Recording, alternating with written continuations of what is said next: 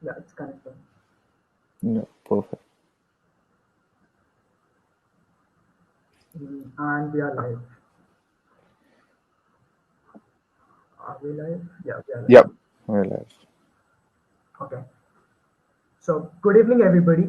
Welcome to the fifth episode of FEC Masterclass, presented by Financial Economics Club IITG in association with ECL IITG. It's my pleasure to host our guest for the evening, Mr. Mazin Biviji. He is currently a product owner at Agoda, as well as a co-founder of Stoquity, a fantasy.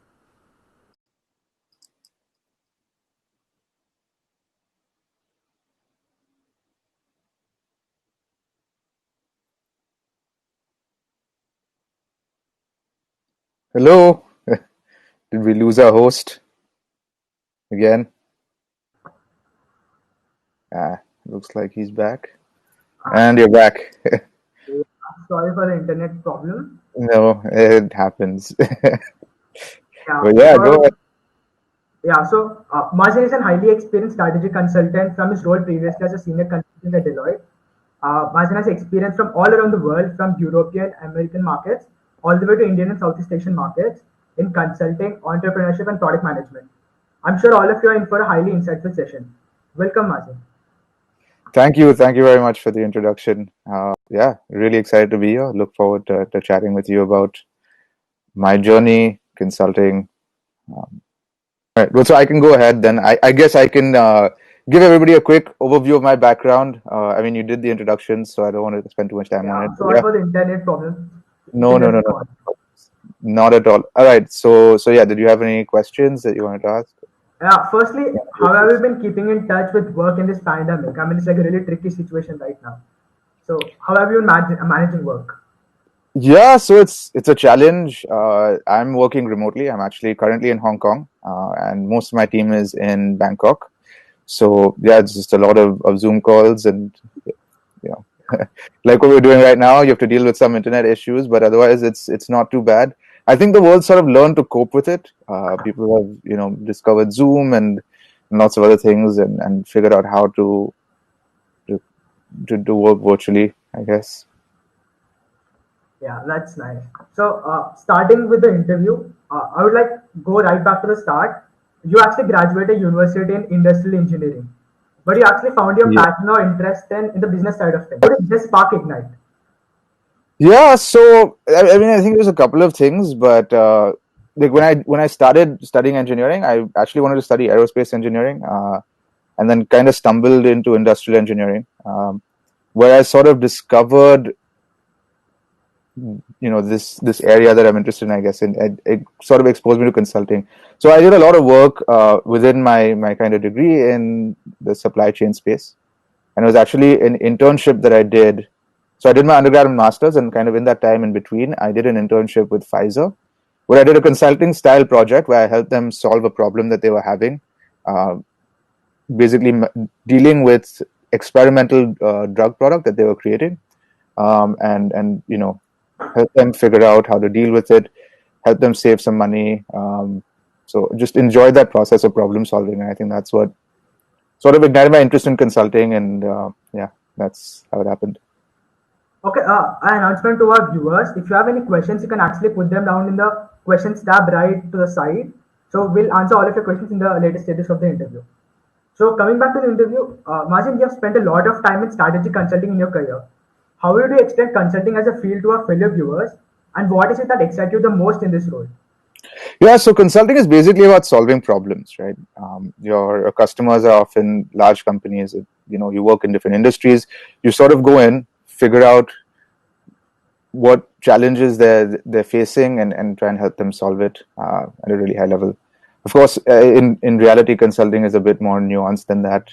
Uh, but yeah, I mean that would probably be the high level description. And the second part of your question was, What is it that excited you the most in this role? what What do you excited find me about it? interesting in it? Yeah, so I think just the process of solving problems. I guess that's one of the things that's been common in my career. As an entrepreneur, you're kind of trying to solve problems as well, and now kind of working as a product owner, it's sort of similar. I think to me it was working on different sort of challenges every day kept it interesting. That was the main thing. To me, like I felt like a desk job where you're doing the same job over and over again is boring. This, felt Yeah, like of you course. kind of have that change. You can keep different industries, learning new things. To me, that's another thing that I think is actually really important. I enjoy the process of learning. You actually can learn a lot more on the job, and it's kind of very different from learning in school. So yeah, I think by that's what appealed to me, especially early on in my career. Okay. So we here at IITG also have a small circuit of consulting enthusiasts, just like rapidly growing. And I'm sure our audience knows a lot of people who are actually exploring consulting right now. So Okay. it'll be really insightful to us to know how as a professional or you as a professional as a consultant approach a business case or business problem in real life, which I'm sure is a little different than doing a case study competition as such. Yeah. I mean, so first of all, I think that we need to kind of contrast a real life case to what happens in a case study, right? In a real life case, you have to talk to people, you have to kind of figure out what your problem statement is. I mean, realistically, you spend half the time figuring out what the actual problem is that you're tackling. You collect a lot of data. I mean, usually you start off with an assumption or a hypothesis that you have to test, that this is what we think is wrong, right? And most of the time on an actual problem, you're actually collecting the data, figuring out what is wrong. Whereas when you do a case, like a case study in a case competition, you sort of have the data in front of you and you're just strategizing about what you do with it. Uh, yeah, so I think that's one of the biggest differences. There's a lot more of execution, collecting data, understanding it, breaking down the problem. But when I talk about my approach to a case, it's just really kind of connecting the dots, right? And that's the similarity between the real world. You start collecting data, and you start like kind of seeing patterns emerge at a really abstract level. I mean, it's kind of hard without maybe giving an actual project, but I think you guys have done enough case studies to understand, right? You're looking for patterns, you're looking for trends, you're looking at stuff that you can reference to the past and kind of identify problems that way and solutions to them. So yeah, no So, special way to do it, I guess. so in a real life case, like what exactly is like the flow that goes on, like from the initial thing that the client comes to you with to the final deliverable. So what is the flow that goes on? Yeah, so in real life, I mean, I can give you the example from my perspective, right? So a lot of my work was in the automotive industry, and so we had a couple of automotive clients that we worked on several issues with over years. So we sort of like the partner that I worked for during my time at Deloitte, he had spent 15 years working on them with a variety of different things, and so he understood how the company had evolved and some of the challenges that they were facing. So usually, what they would do is he would meet with senior management and talk about areas that they can work on and how we can add value. And so this one particular project was kind of a subset of a bigger problem that they were facing. They knew they had the problem, and they sort of gave us a vague idea. They said, "Look, we create these like steel molds, right, that we put in our factory, Yeah. and we give them to people, and they use them to manufacture parts for us, and that's how our business works. But what's happened over time is we've sort of lost track of these steel molds. What do we do with this? It's an open-ended problem statement. So first, what does it mean for them to have lost track? Where is this stuff now? We had to sort of break it down, go talk to suppliers, understand what was happening, uh, and that took a period of time. And we started to realize that what was happening was these molds, everyone would take really good care of them when they were in production, when they were producing parts. But you have to keep these molds for years, because if you think about a car, you can damage your car, you can get into an accident, then you need a new part. So they had to keep that mold for years, even though they were not actually producing parts. And over time, people would lose track of it, or it would go bad, or they'd keep it outside. Because if you think about the scale of this, over years and years, from before there were computers, people were making cars, and they had these big chunks of steel, and they're producing millions of parts, and now they have to store all of these chunks of steel. And so it was just I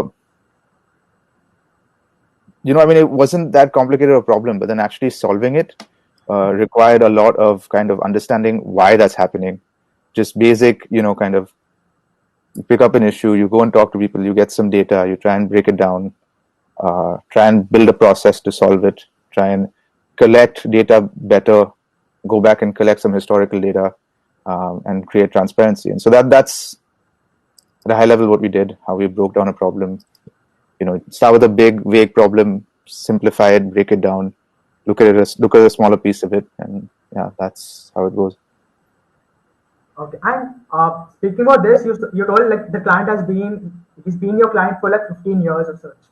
So Yeah. generally, So the point there is that you don't necessarily come in as a consultant with like, okay, so one of the questions that I think you need to ask yourself when you look at the reality of consulting versus a case study, which I think is actually a really good topic, your client also has really smart people working there, right? It's not like you're yeah, of coming in course. with one problem and like, why are you the right person who can solve that particular problem?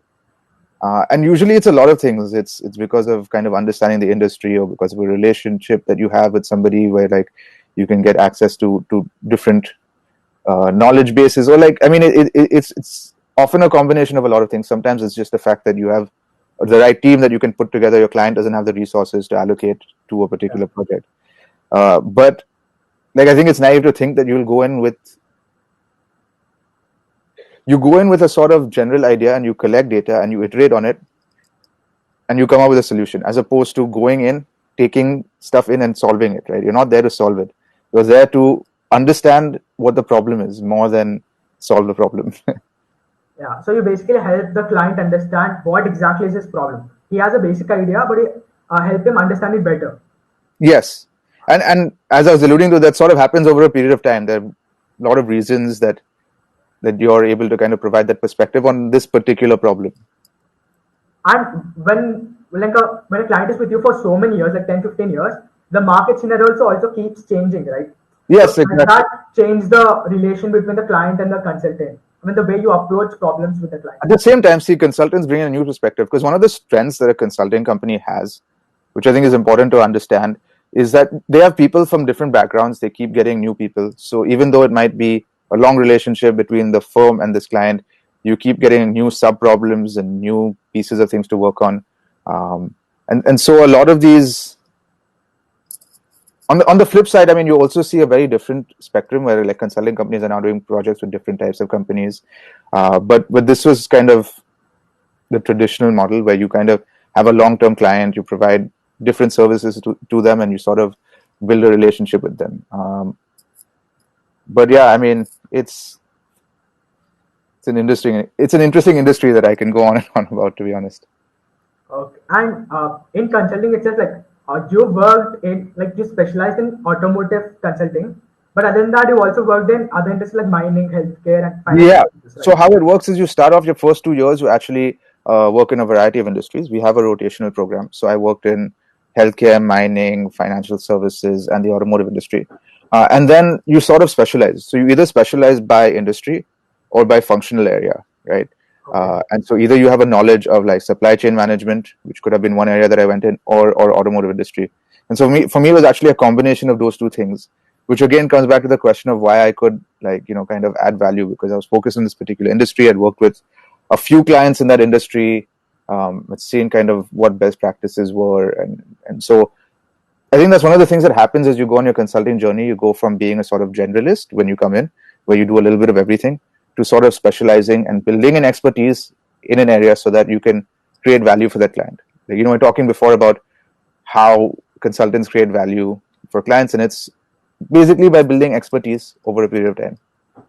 So when you specialize in a particular industry, how hard or easy it is for you to transition to a newer industry? So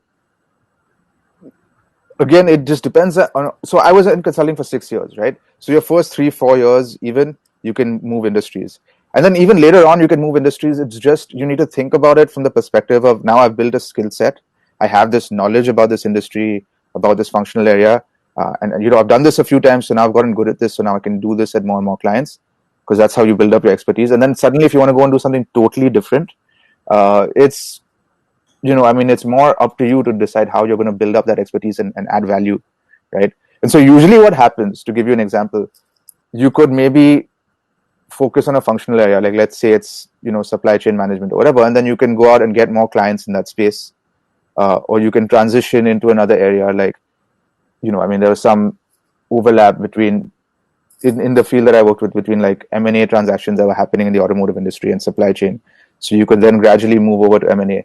So it's more kind of gradual, where you're having transferable skill sets and then can kind of move between departments or work on different types of projects as you get kind of further along in your consulting path. But again, that's after like 3-4 years where you actually have built up some expertise in a certain field.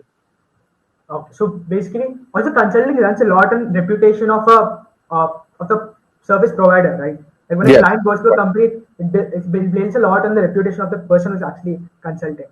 Yeah. Well, I mean, if you think of consulting is like a people business, you have your intellectual capital are your people. So absolutely, reputation is pretty important.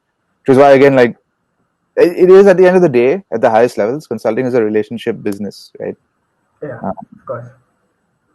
And in a career path of things, like talking about career in general, people generally get into consulting after the MBA. At least in India, that's the norm that people generally get into Yeah. consulting after MBA. Mm-hmm. So what do you think about it? Like getting into consulting before MBA and after MBA? Like that's a question that I personally find in my career itself. That's like a dilemma. Yeah, fair enough. I mean, I don't know. I mean, I think it can make sense at a lot of different points in your life. I have met a lot of people who did their MBA and then joined consulting and, stayed with it for years and love it. And people who, like me, who really enjoyed doing it at one point in time, but then, didn't want to kind of pursue it beyond a point. So I think I guess if you have the choice and if it's something that you enjoy, then sure, do it before your MBA.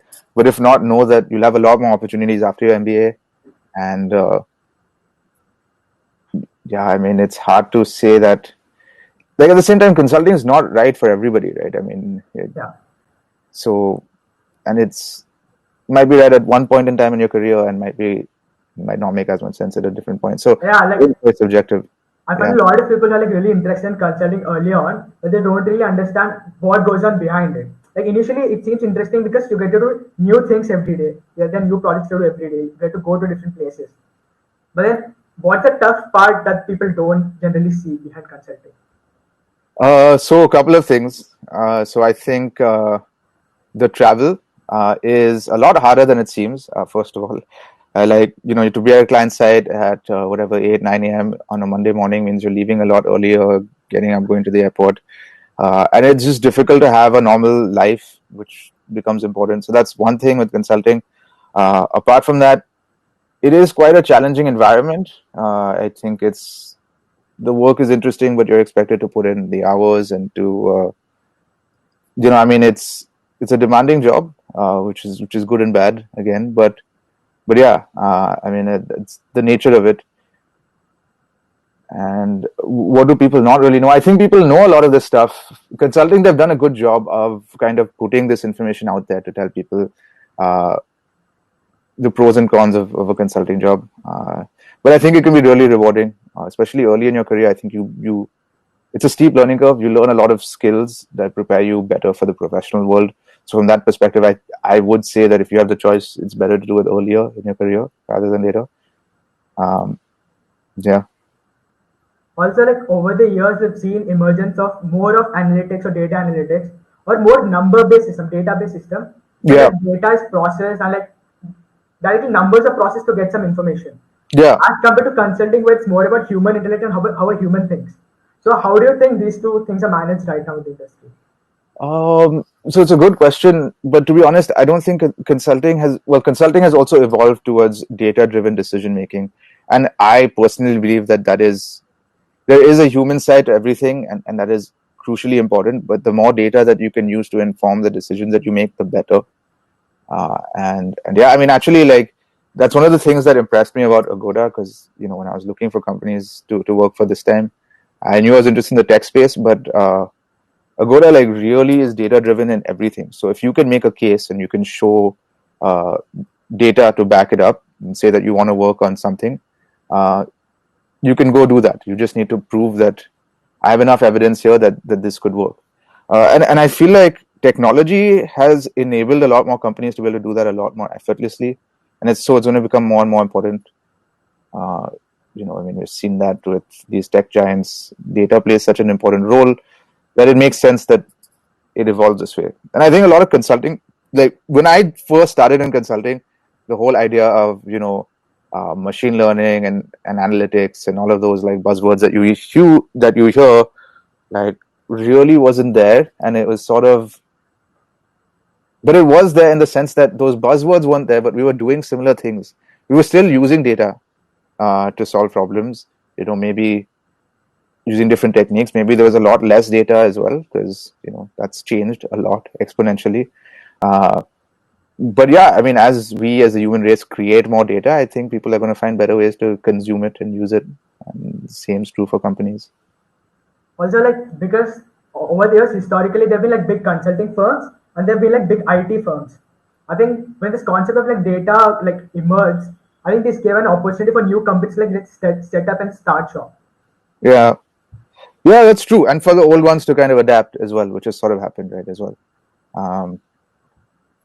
Yeah, but consulting is changing. I think one of the things that I noticed is a lot of tech companies do not use consulting services as much as some of the kind of more traditional companies. Yeah, and you just have to ask yourself why. And I think it's because they have a lot more data accessible and they're able to kind of do that. Because I think a lot of what you bring in as a consulting is that kind of outside perspective or specific knowledge set, where a lot of these tech companies, I think it's different. They think that they can acquire it. But consulting still plays a role. And actually, like, we did a really cool project during my time in the automotive industry for Google. And it's a good example of why I think these two things will coexist, right? So Google had made their self-driving car, and they were wondering that now if we want to mass produce it, how do we do that, right? Scaling. And yeah, and that's when our knowledge as a firm in the automotive industry, understanding how these companies have built such a robust supply chain, how they're able to manufacture millions of parts, was quite valuable, right? Like that's where we could bring insight. So yeah, I mean, I think that consulting and tech will coexist. Consultants will use more technology and more data, and tech companies will also, kind of go in the Also, same way. I think consulting as a service has gotten affordable right now, I guess. I mean, I see a lot of startups that actually prefer going to consulting for to solve the problems early on right away. So for startups, I disagree. I mean, startups should not be using consultants, right? Yeah, but Yeah, I think that's like a small niche market that started developing right now, I think. yeah, no, fair enough, absolutely. And I mean, as startups grow, sometimes a lot of things can get out of hand, and then they can kind of. But in the early days of a startup, I really think it's a different story. You want to kind of make the best use of your resources. You want to build a strong team that can focus on what you're trying to do. Oh, yeah. Yeah, back. Yeah, just a minute. Okay. So now talking about MBA, you yourself pursued your MBA from INSEAD, which is like one of the premier business schools in the world. So how would you describe your experience like studying there? INSEAD was an amazing experience. I mean, the classes were great, but I mean, the experience was more about the people, your classmates that you meet, the people who are teaching you, the content. Uh, I mean, you probably heard this, but with an MBA, classroom discussions are often as valuable as the actual content that you're talking about. Especially when you go to an MBA program after some work experience. That's something that actually I really believe in. It's a different experience. I mean, sure, you can do it both ways, but I think one's a more academic experience, whereas when you do it after a few days of work experience, it's a much more experiential kind of immersive experience where you're learning from your classmates. We traveled a lot. I had a great time. I had a lot of fun. Most importantly, it was fun to go back to college after a couple of years, and I think that's something else that people forget. An MBA is a good break in a lot of ways. But yeah, I enjoyed the experience thoroughly. Made some really good friends, and also learned a lot. Got to work on a lot of stuff. I used the time to build my first startup with Akshay, who I met during INSEAD. So I think people can use time during an MBA to either learn about a new industry or uh, explore something totally different, like we did with entrepreneurship, or it's just a good kind of transition, I guess, for a lot of people from one career to another, one industry to another, um, or just to trying to do something different. Okay, just the internet. There's some problem with the internet. Yeah, no worries. Yeah. So generally, when students in India think about like taking up an MBA or something later on, the key thing that they have to face is whether they want to do MBA within the country or they want to go overseas to do an MBA. Okay. So what do you think about it? Like what sort of exposure do you get overseas as compared to something within the country? Yeah, that's a good question, and it's tough. I think for the large part, it depends on where you see yourself working. If you want to work internationally, you want to work in a different country, then it makes sense to do an MBA there because you'll get, you build your network there. The people that you go to school with will also be working probably in that country. If you want to stay in India post MBA, then it makes sense to be in India. I think INSEAD for me was good because I kind of always lived all over the place growing up as well. And then INSEAD gave me the opportunity to kind of be in a very international environment, which I enjoyed, and to meet different people from all over the world. Even during the MBA, we were in Europe for a lot of the time, but then I spent some time in Singapore, and just it was a good experience if you want to kind of stay international after that. I guess so. I think it's a tough choice. Also thinking of international markets as such, we know business scenarios like demand, supply, everything changes from market to market overseas. Yeah. So, like you've actually had experience across different countries, like working across different countries. Yes. So, Yeah. what sort of similarities or differences have you observed in terms of work culture or the way things go about in different countries? That's a good question. And to be honest, I don't think there's an easy answer for this because what you see a lot with bigger companies and even with some of the smaller tech companies is people now have become more and more international, or people working from all over the place. I've actually met a couple of founders who started fully remote companies. And so cultures as well at the same time are kind of breaking down across geographies, right? Work culture. Companies have put more lot more effort into it, a lot more kind of care into deciding what's going to make their company different, what their culture looks like. And so I think it's more company dependent than geography dependent. There are of course some differences across geographies, but it's hard to kind of break it unless I go country by country, which is sort of pointless. But yeah, what I would say though about that is when you're joining a company, it's really important to think about the culture and how you're going to fit in to that culture, because I think that's the longest long-term predictor of success, how long you culturally fit into that company. Also, like I think right now because of the pandemic or something, it has opened up gaps in the work culture between the companies. I think companies are now like forced to do everything in such a way that if there's some sort of situation later on, they'll be ready to like fill the gaps in. Yeah, So that promotes more of remote work culture, I guess. exactly. Yeah. So I mean, everybody's mentality is changing because you're sort of forced to in this environment. I think a lot more people are going online with a lot more stuff, and people are getting comfortable with that. So it's cool. I definitely think a lot of these trends are going to stay. You're going to see a lot more remote work, a lot more work from home. I think it's just going to be generally more accepted.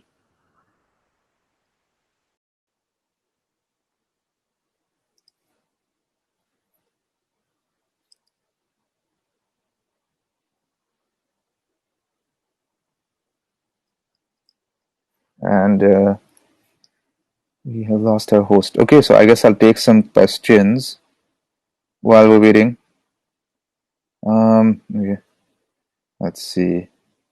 How steep is the career growth of a management consultant when compared to an investment banker? So I think both careers obviously have steep learning curves. It's just you're learning about different topics. I think as a management consultant, so I was just going through questions, I guess, while I was waiting Okay. for you.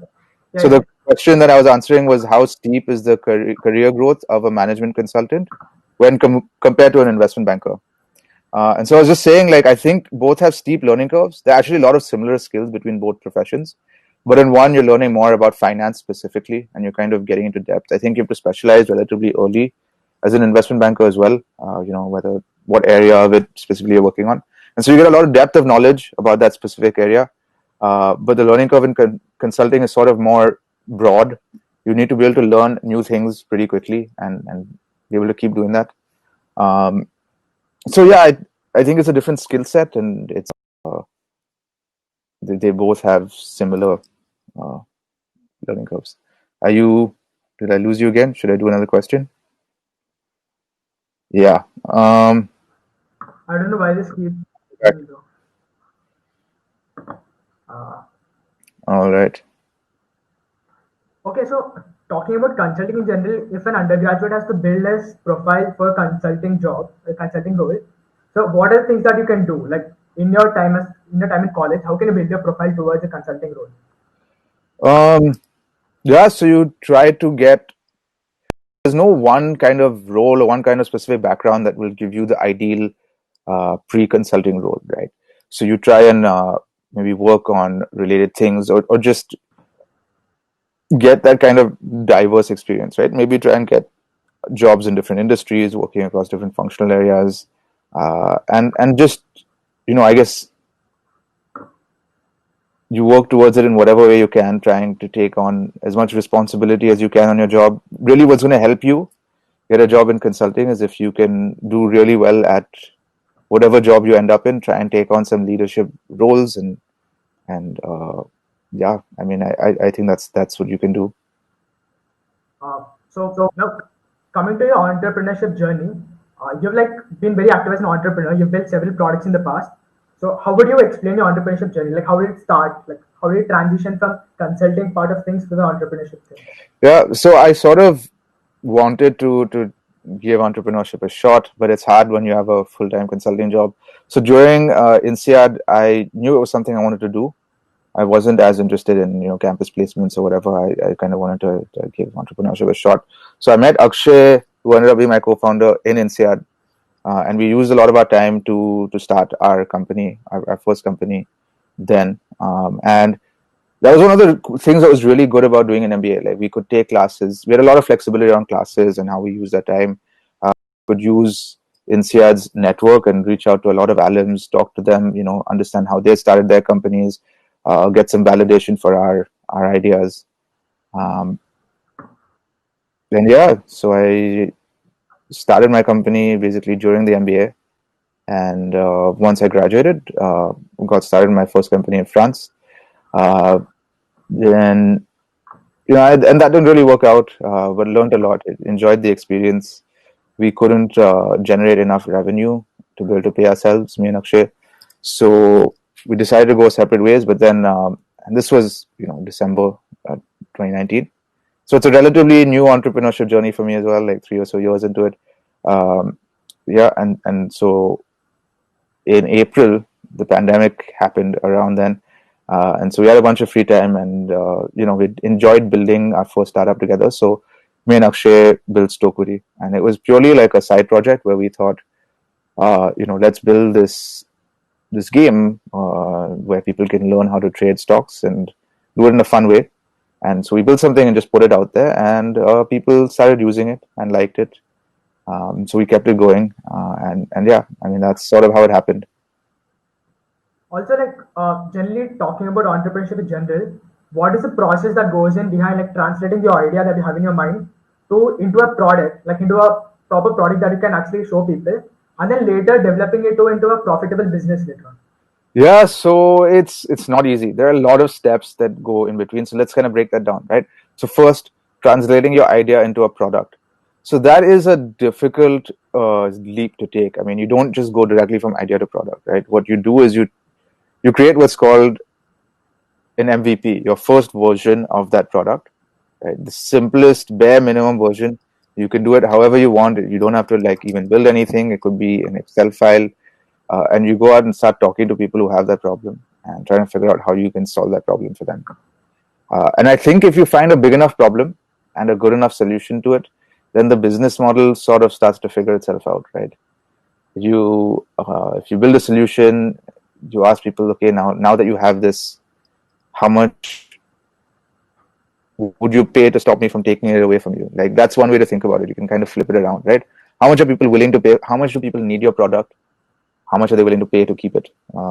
And so yeah, I think the main thing in entrepreneurship is kind of a similar theme to consulting. You're looking for problems and trying to create solutions for them, but that step of actually executing is hard, and it takes time and it's iterative. You don't do it overnight. You do it 1 week at a time, one customer at a time, one problem at a time. And also, like, considering this process, I think people put in a lot of efforts in like transferring their idea into product, but generally underestimate the next step, which is like converting this product into a profitable, scalable business. I think that is Yeah, part is less emphasized. that's a really big step. I mean, like to me, there are that point that you're talking about is when a company. So a startup is really, it's not a company. It's essentially an idea that's searching for a business model. You're sort of testing stuff out, right? You're trying different things. You're trying to see what works. You're trying to get to this point that people call product market fit, which is when you have a product that fits the market, and now it's time to actually turn this into a business.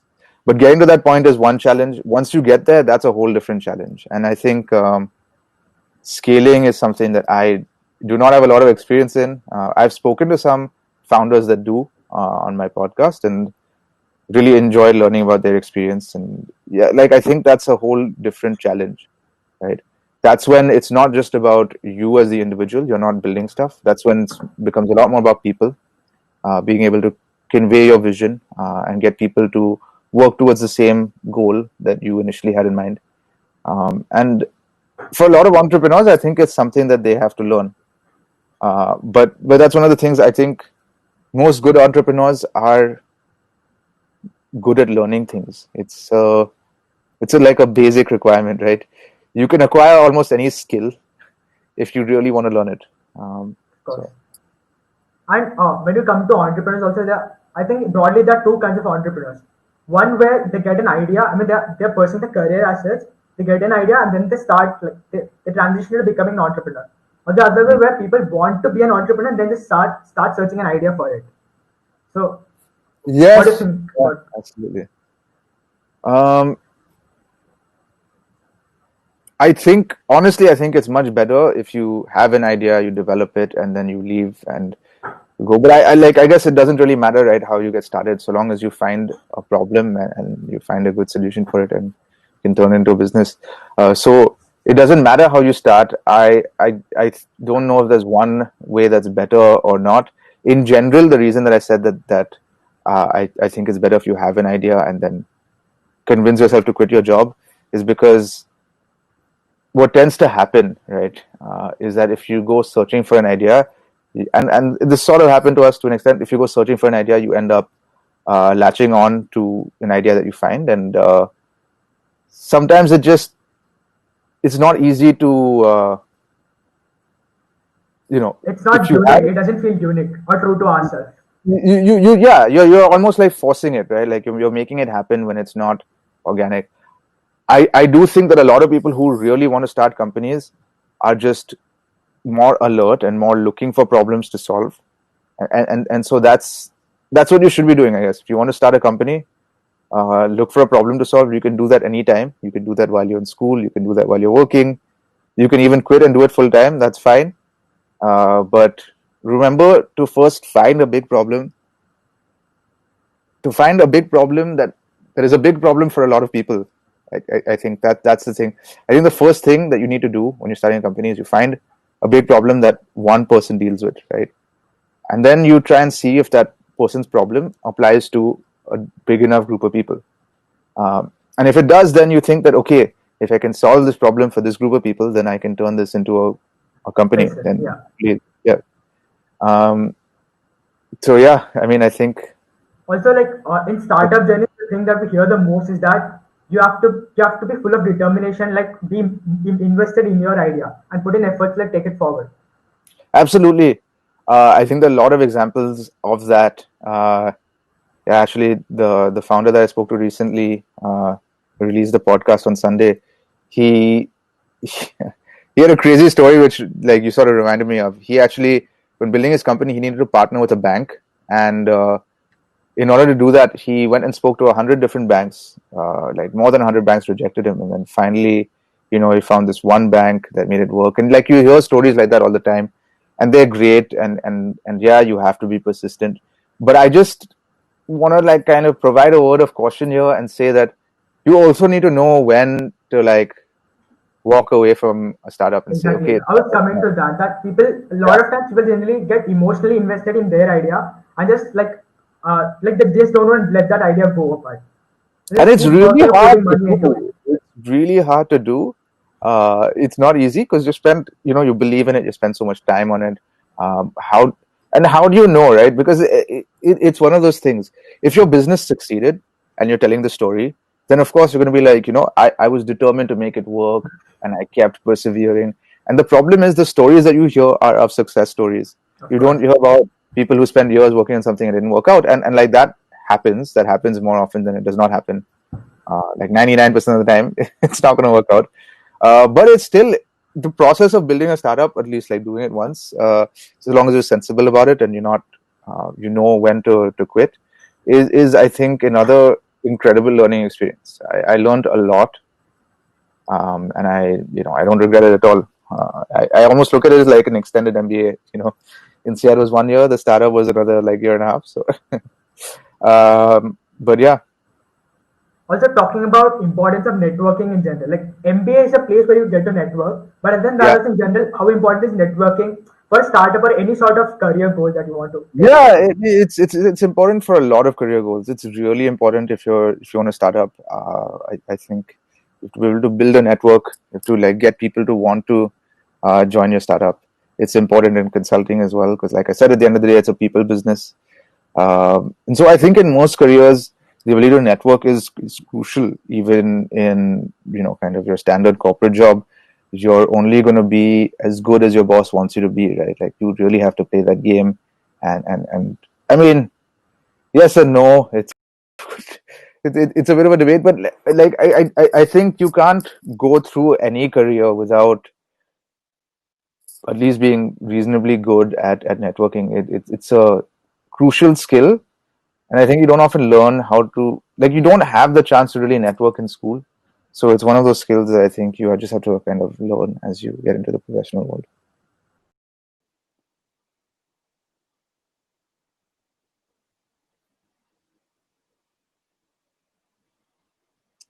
So while I lost you, I actually got a question the most recent question that I found quite interesting. So I was just going to read out a question actually that I found Sure, sure, interesting. sure. Please go ahead. Yeah, while you are listening to it. So this person says, so for a startup, should the team focus only on the product first, or should they also see that the product can have a business model? Yeah, so I think it's a really interesting question. We can look at a couple of examples, right? So first of all, let me say this. When you say product first, you don't only focus on building a product in isolation. You always want to talk to your users, right? You want to talk to people who are going to be using your product. I think the business model can come later for the most part. I think the most important thing is to talk to users and build a product for them. Make sure that your product is creating value.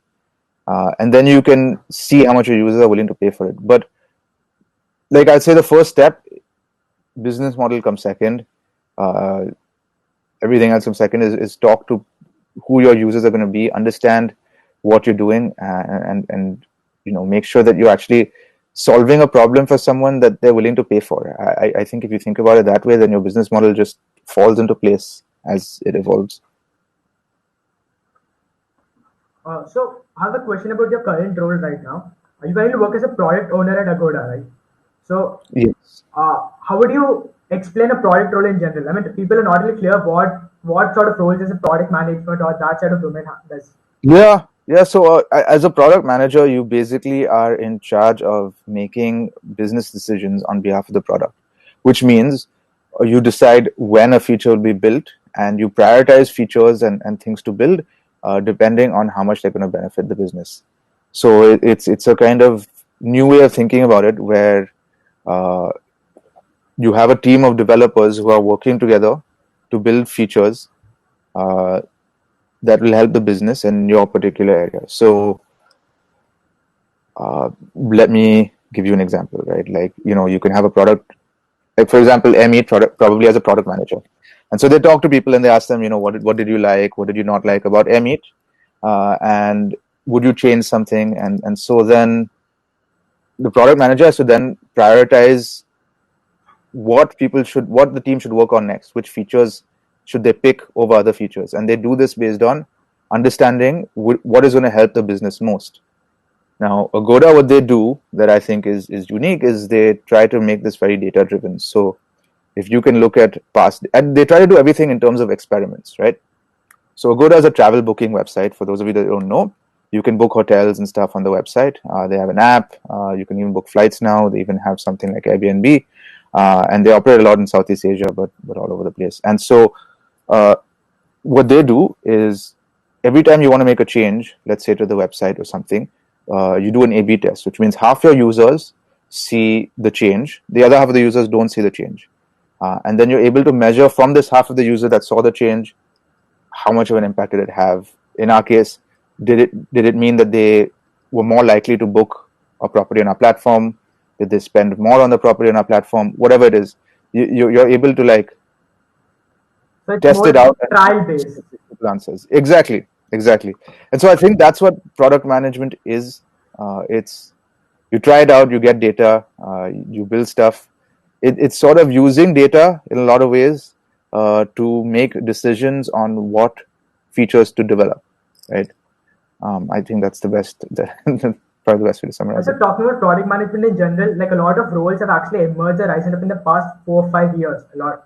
So, And what that's do a you really think? good point, actually. It's a bit of a like there's some hype, there's a buzzword. I mean, like okay, first of all, I think that part of that's happening because startups have become a lot more popular and tech has become more popular, so they have more product roles. But at the same time, I think it's also become a buzzword, and so people are like, I want to work in product now, which was something that I never heard when I was in college. Like nobody said they wanted to work in product. It was Exactly. a I bit. mean, there are very few Uh, students who actually aspire being a product manager. It's like a very niche group of people who actually want to do that. to it was I kind of wanted to do it actually after Stoquity because I realized I really enjoyed building stuff and still working on Stoquity on the side, but I enjoyed the process of kind of creating a product. I just enjoyed doing that for my startup, and so it was something that I sort of wanted to do. And yeah, I mean I'm enjoying it so far. It's been a month, but yeah, uh, I can I can see why though, and actually there are a lot of similarities between consulting as well. So it's So, connecting all your career paths, like from consulting to entrepreneurship to product roles. So, how did you have to adapt in each of the roles? I mean, in a way, all of them are like business oriented, where you solve problems, but each of them has their own speciality. yeah, How could you absolutely. connect all of them? So I think it goes back to anything else, right? You need to be able to learn and unlearn stuff, even unlearn stuff at times. But what consulting taught me early on in my career was how to kind of go into an industry that I don't know anything about. How to kind of ask questions, how to quickly learn about something new. And then once I got comfortable doing that, I think it gave me a lot of confidence to try and be an entrepreneur. I didn't know a lot of stuff about the product I was building, about the industry I was going to work in, but I figured, okay, I could probably learn. I've done this before, so yeah, me and Akshay actually both came from a business background, and to build our first company, we had to learn how to code. So we did that and actually enjoyed it, but we wouldn't make a career out of it. I mean, uh, I realized I enjoyed the whole process of building things, and so that's how I transitioned then from entrepreneurship to product management. I kind of got an exposure to doing it and thought, this could be fun. And then, like I said, I kind of stumbled across Agoda. This time it was a little different. I was also looking for a company whose culture I fit into, and yeah, with Agoda, they're a really international company, uh, and Bangkok seemed like an interesting place to go and live in for some time. And at the same time, their kind of data-driven approach to management was something that I thought made a lot of sense. And yeah, I also found the industry in general interesting. Also, product management as a role itself involves both business side of things and also tech side of things. So, Yeah. So it's more understanding tech, right? Like as a product manager, you don't need to know how to code. Yeah, it's a bit of both. if a tech person wants to get into the product management, he has to learn a bit of business too. And if a business guy Yes, has to get here, he has to learn a bit of tech too. So, exactly. so how Yeah. easy is it for a pure business person or pure tech person like transition into product management? Like what sort of Like curve I does that said, follow?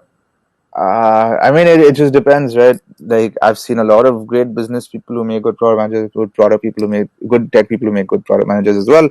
I think, like anything else, if you're learning a new skill, you just need to spend long enough doing it, and you'll get good at it, right? You just need to learn how to kind of pick up that other side of it. I think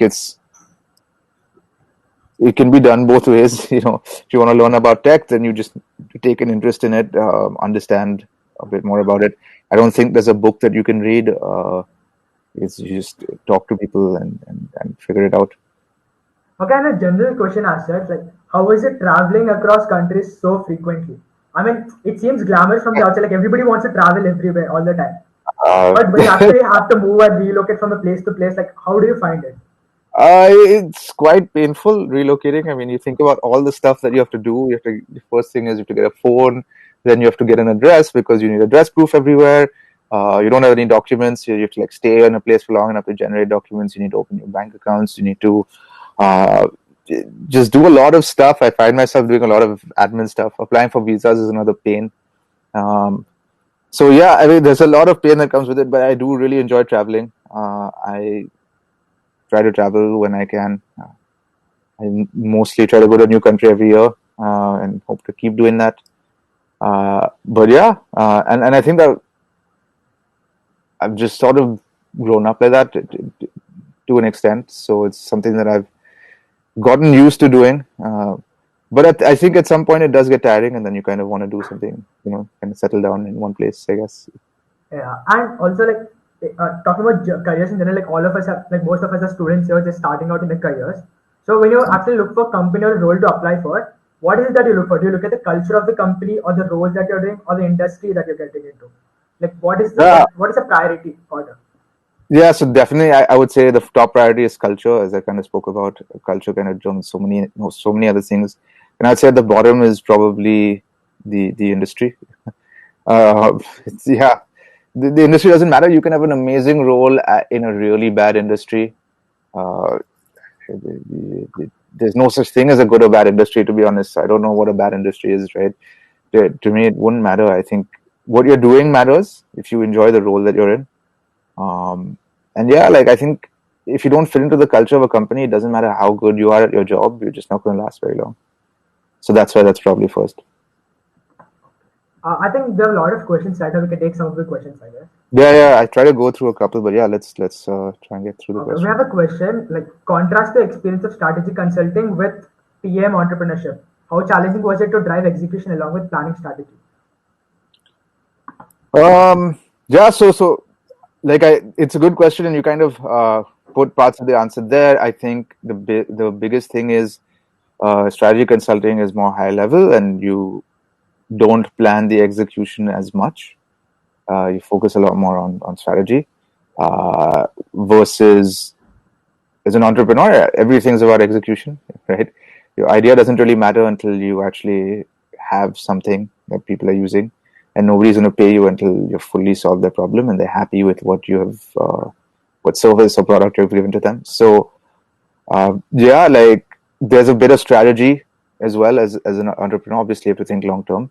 You can't think about today. You have to have a vision, and there's a bit of execution when it comes to strategy consulting. But yeah, I think they're at kind of different ends of that spectrum. There is a huge kind of overlap there, though, in terms of skill sets. I think to be a good strategy consultant, you have to be quite organized. You have to be able to talk to people. You have to be good at kind of collecting and analyzing data, and you need a lot of those same skill sets, right? I think it's the soft skills. I think I would say are even more important as an entrepreneur. You have to be able to really sell your vision, not just to investors, but even to employees to get people to join you in the first place. Even to customers, sometimes you have to convince your customers that what you have today doesn't work for them, but you can get there in the future. So yeah, like I think there's an overlap in the skills. But ironically, I'll also say this: uh, statistics say that consultants do not really make much better entrepreneurs than anybody else, right? So it's a tough one. I think the skills, you can say that the similarities. I spoke about the differences in the business. Um, Yeah, I mean, it comes down to your question of, are you a generalist who's looking to solve a problem, or are you like an industry expert and you're coming in as an entrepreneur who wants to solve a problem that they've kind of known and understood for a long time? And you can succeed both ways, but yeah, I think sometimes. So we have another question. What problems you can face while starting up a company abroad or in India? Or in general, like how important is ease of business in a particular place important for setting up a company there? That's a good question. I think it matters quite a bit, actually. There's some countries where it's really hard. And actually, I think the UN has an ease of doing business index, which Yeah. is pretty interesting. So, like, I mean, if you take a look at that, like, you definitely don't want to be in some of the like worst countries. I mean, I can give you an example, right? Like, my parents live in Dubai, and if you were to start a company in Dubai, Dubai is actually a great place to start a company. A lot of startup ventures and stuff happening there. But you need to be careful about some things depending on the laws in that country. In Dubai, there's no bankruptcy law. So if you go bankrupt and you can't pay checks, then you go to jail, which is something that, like makes it a little bit harder to do business. But at the same time, uh, if you're doing a business where the chances of you being bankrupt are really low, Dubai could be a great market. Dubai itself is also a pretty big market. There are a lot of tech companies there and stuff. So, I mean, like, it's a small example, but a lot of countries have like small nuances that make them better or worse to start a company in. Um, yeah, and you need to kind of evaluate it based on your specific situation. Also, when there's a fresh person starting off as an entrepreneur, there's a particular amount of capital that's involved and there's a particular amount of risk that he's taking. Yeah. So how does he balance that? Like how does he understand what amount of risk is too much risk? Oh, I don't think that there's any amount of risk that's too much risk, right? It comes down to that whole thing that you can take all the risk in the world, and if it pays off and it works out, then you're a hero. Otherwise, it's like you're an idiot. So there's no way to say that there's a right amount of risk to take. I think it's an individual decision. Um, as far as the capital, I think the biggest investment that you're making in when you're trying to do a venture is your time. It's time that you won't get back, obviously. So yeah, I mean, use it wisely. Also, like talking about people doing jobs in general, like there's been a lot of people like a lot more emergence of people doing jobs in startups right now. So, Yeah. what do you think is the difference between like working in a big corporate company, a set well-established corporate company, and a startup? What is the So difference in the way you work? yeah. So there's a big difference. There's a lot more structure in a company. I think in a company you do your specific job and you have a team to help you. Like at Deloitte, we had a team to help us with making slides or doing research to manage our bookings, and yeah, your role is your role, and like you can go and do it, and you have a lot of other people to support you. But at a startup, I think you need to be good at doing a lot of different things, wearing many hats. So a lot of people find that exciting. I think the thing that people find exciting about it is that you have to go and figure stuff out and kind of learn on the job.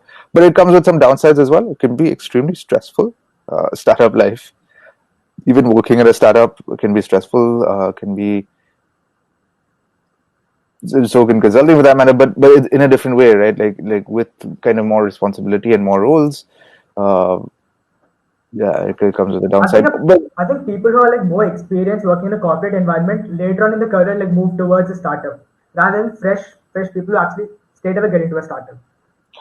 I disagree though. I think you can make a career both ways, right? Some of the best entrepreneurs never had a corporate job. Some of the best startup employees, joined their startup the first thing out of college. They were employee number two and did really well. And I think a lot of these startup stories are sensationalized. With a startup, you're just taking a lot more risk. Fundamentally, you're putting a lot into the success of that startup. You have to realize that also you're probably getting paid less. Definitely getting paid less. Maybe you're getting paid in equity. So there is an impact. Like you're taking a pay cut. You're working in a risky environment. If it works out, then you'll kind of make a lot of money if the startup works out. And if you're joining a later stage startup, I think they start to converge towards being a corporate anyways. It's just that some of these tech companies are hot and people want to go work there. But honestly, even if you work at a Swiggy now, at this point, it's almost a corporate environment. You're kind of focused and specialized. So I think you also need to make the distinction between like a large tech company, even like Agoda for that matter. I mean, I don't think Agoda is a startup anymore. I think they're large. Yeah, so between working for a large company and a startup, there's a big difference. It's really in the risk that you're taking.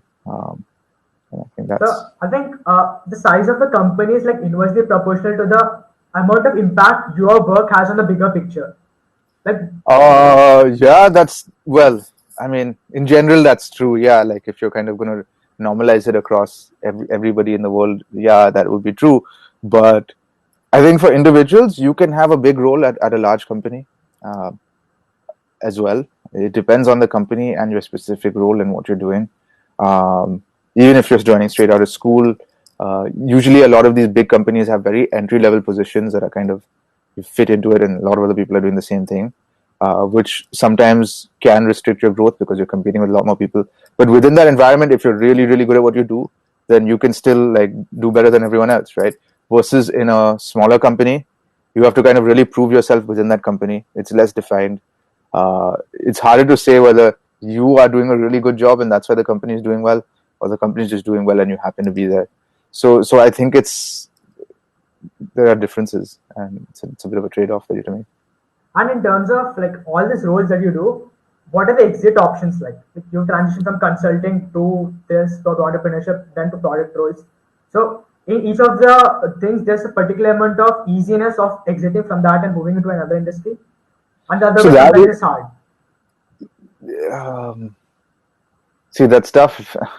I don't think. Again, I think everyone goes through their own career path, and so there's no one size fits all. I know entrepreneurs who become consultants who have tried to become entrepreneurs like me and then gone into something else. So I, I think that some jobs do help you with better exit options. So I definitely think that consulting is one of those jobs. It's a good thing to have in your resume because the skills are applicable to so many different places that you learn. Um, Entrepreneurship, I think the perception of it is changing. A lot of it is perception. A lot of people see it as like educational. I think it helped me. Both my experiences, I think, really helped me get my job at Agoda. The combination of the two. Um, but I guess it's like anything else, right? Like if you have the better kind of experiences that you have, the more you've done, the better your next role is going to be, and then so on. And then so long as you can kind of keep building on it. But the one thing that's true is anybody can be an entrepreneur at any point in time, and like I've seen this time and time again. So that's always an option. Entrepreneurship is always an option. The corporate world, yeah, that's a bit more complicated. Also, like you graduated from engineering, right? So how was the engineering knowledge or science knowledge helping your journey throughout? Like a lot of our audience is actually from an engineering background. Yeah, I think as an engineer, one of the skills that you develop is you're really good at being able to break down things into like smaller pieces. Like when you're dealing with something that's like a big ambiguous problem, you know, it's it's tough to tackle. But as an engineer, you have that uh, sort of analytical mind, right? Like you can understand, you can think of things in terms of data, you can break problems down into smaller pieces. And so yeah, like I don't think that engineering skills specifically have helped me out. Maybe help me learn how to code or whatever. Like I remember, but I don't think that like it's a class content. I think it's more collectively the way of thinking that really helps you at different points in your career. Like early on as a consultant, I noticed that I was like better with Excel, better with modeling as an engineer than my peers who are not engineers. So that's one small example where that analytical way of thinking helps. And yeah, I mean, it's like anything else, right? You've this skill set, this way of thinking. You need to sometimes build other skill sets, sometimes work on strengthening the existing skills that you have. But yeah, Yeah. So like I think it's a build. looking at students' career path in general, when he's starting out, like being from an engineering institute or a technical institute, the lot more roles that are offered to us are more software development related or tech related development. So Yeah, when people actually want to get into business side of roles, they face a dilemma whether to take a easier option and do the software part of things, or like actually straight away get into the business side of things. In terms of opportunities, like the tech opportunities are actually way more than the business opportunities that you get. yeah, that's interesting, and that's fair. I mean, I guess sometimes you take what you get, right? Like sometimes you don't have a choice, and that's fine. The point is you can always change that. There are lots of things that you can do, right? You can always get from a tech job to a business job down the road, or maybe you find out that you love the tech job and then don't want to do anything else. different things fit different people, and different career paths work for different people. The only thing is that you need to remember that whatever you end up doing right after school is not what you're going to be doing for the rest of your life, right? You can change your mind as many times as you want, or not change your mind. That's your decision to make. Okay, so guys, do you have any more questions to ask us in the questions tab? You're free to ask any more questions. Okay, so Mazin, like in general, like considering the current pandemic and stuff, so what do you think is the way forward? Like things going forward, how is like the business environment or people doing stuff, work culture wise? Yeah, I mean, it's hard to say. I think some things are not going to change. Like meetings like this are going to be, kind of more common. People are going to be more comfortable doing things online, which is a positive change. But yeah, really, really looking forward to the world going back to normal. I want to be able to travel when I want again. I want to be able to like go out when I want. I want to not have to wear a mask. but yeah, I mean, I don't know. Some of these effects are going to last, and that's just how it is, I guess.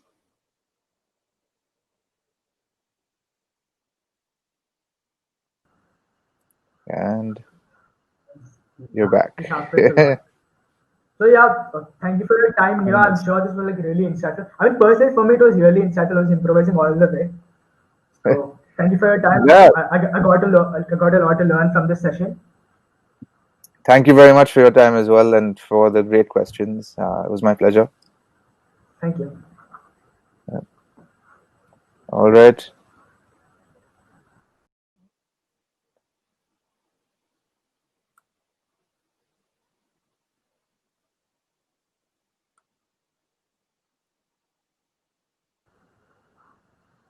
So guys, please stay tuned for next session on the next Sunday. Until then, stay tuned.